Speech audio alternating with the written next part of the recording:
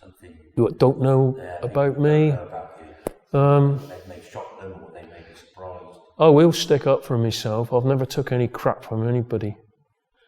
I think was drummed into me from my father, being an ex-Marine, ex-Royal Marine boxing champion, lightweight, fairground boxer. I've had a really hard upbringing.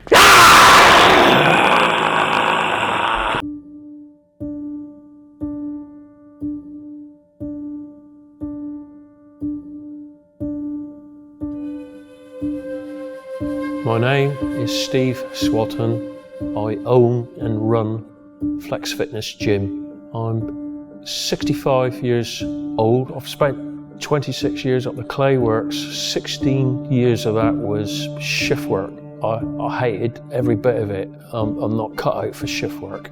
I first got interested in physical fitness when I think I was about 25 years old. My brother got me interested in it because he bought a bow worker and he got good results with it. I used it as well and got good results, and then eventually went on to weights that we used to have at home in my mother's spare room, and then eventually I joined a gym and got the bug, and it just went on from there really.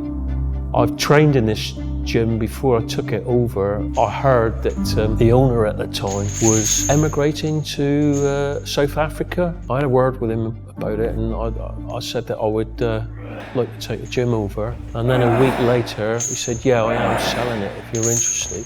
A lot of people feel intimidated. They think there's going to be a lot of bully boys down here and that, you know, and that's not so. I wouldn't allow that to happen. Apart from that, it's steroid free. I've never as much as sold an aspirin in the 19 and a half years I've been down here. I can't stop it happening. If people want to take it, it's up to them, but I've never sold it and I'll never encourage it. I've done competitive powerlifting. I've never used drugs. You don't need it. If you've got the determination, you can move mountains with that. I've had medals for powerlifting, drug-free powerlifting. I've won Southwest Counties a couple of times, gold medals.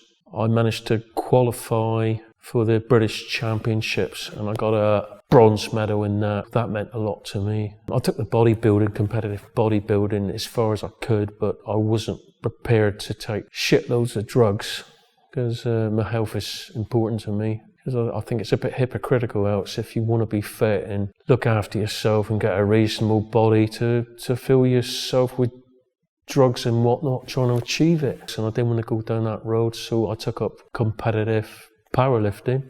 There's been other people over the years from Flex Fitness that have won different things in Plymouth show. 1 year, I think there was 4 of us took 4 of the cups from the Plymouth show, so that was good.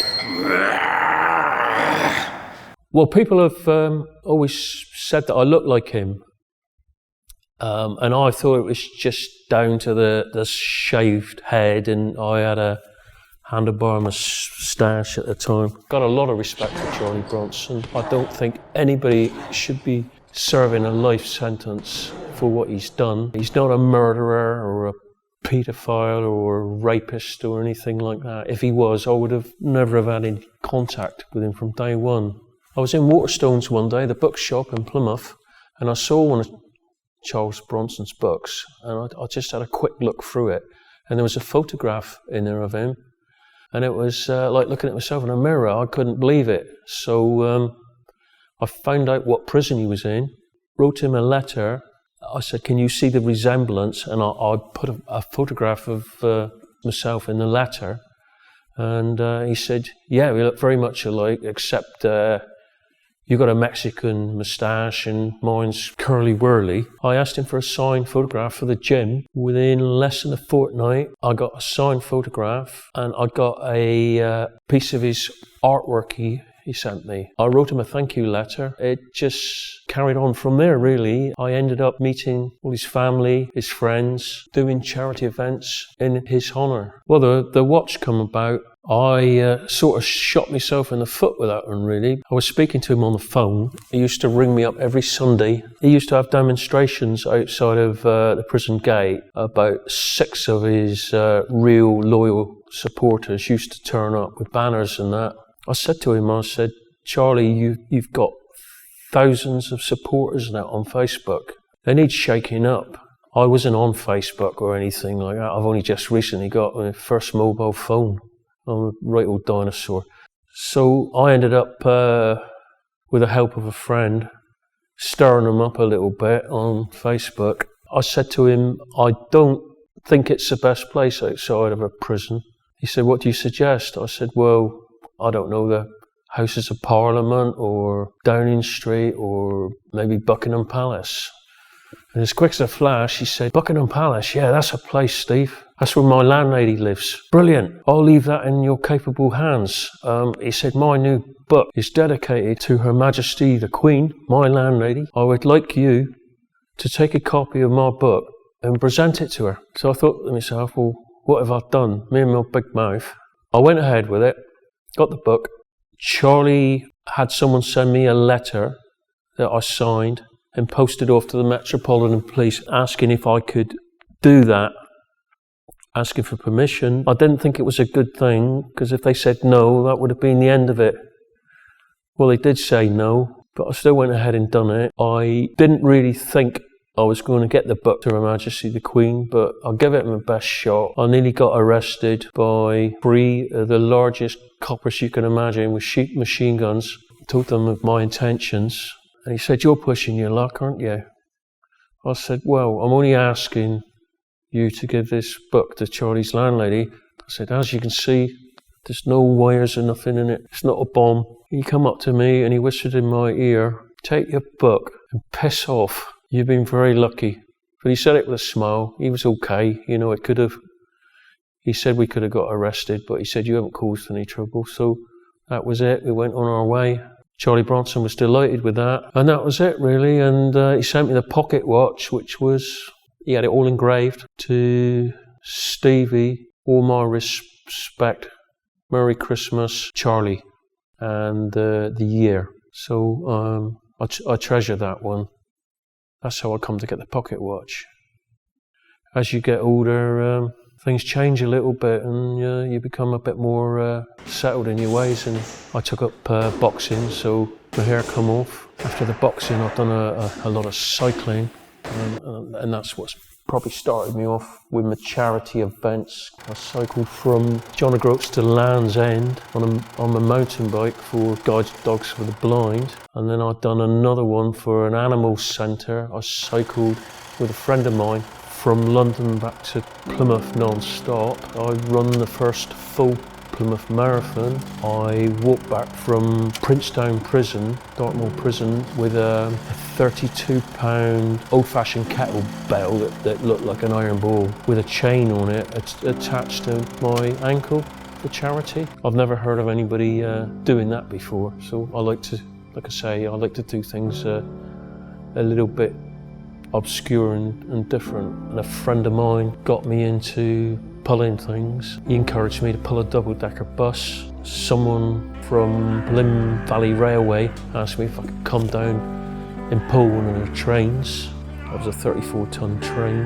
I've pulled a 22-ton barge. One of my favourite things is a lot of the gym members will set me with a challenge, and I'll do it, but I'll do it under the conditions that they put money in a charity pot. Just little things like eating stinger nettles, and someone else wanted me to eat the world's hottest chili pepper. I believe it was a Carolina Reaper. And then I ate this 6-month-old fermented herring. Basically it's rotten fish in a can, and the can's bellied right out with the pressure of it. And most people can't get past the smell of it. As soon as they puncture that can, they're heaving. I think I'm the only one that's managed to open the can, get a full herring out and eat it without urging and being sick. That one went viral. Well over 250,000 hits on that. Slabs broken on me with a sledgehammer, laid on a bed of nails, held back 6 people with a rope. like that, 3 on that side and 3 on the other side. This is all things I haven't been trained for. I've just gone in blind, really, and just had a go at it. I think if you think about things too much, you never do it, and a lot of the time fear is actually worse than doing it, if that makes sense.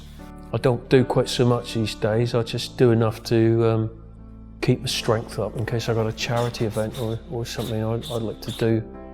As I've done a charity event back along. One of the customers down here, he'd done a charity event because his son had a brain tumour. I don't really like training and not putting it to some use. A lot of people only see the tough side of me. I am quite soft in other ways. I was speaking to someone on Facebook and he said, some of the stuff you do for charity is brilliant. People like you save lives. In fact, you could save my life. I don't want to go into it too deep, but he's only 37. He's led a real active life, kickboxing, and he sent me a picture of himself breaking all these slabs. It's turned out that he said that unless they can come up with some research and find something, that he's only got 10 years to live. That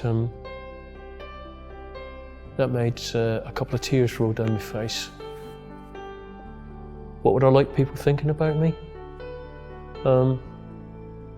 Just that I'm a decent person and I would help anybody. I live by respect. I give respect. I expect respect back in return. I'm just like 100% old school.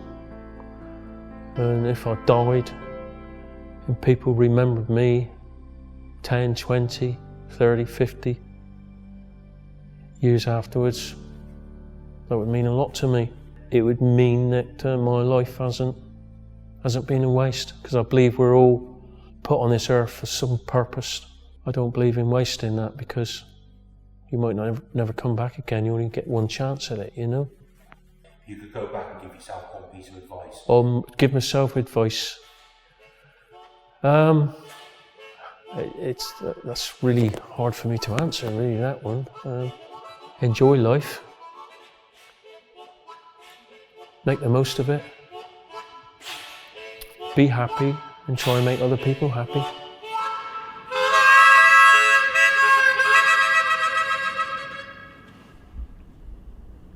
Give us a smile.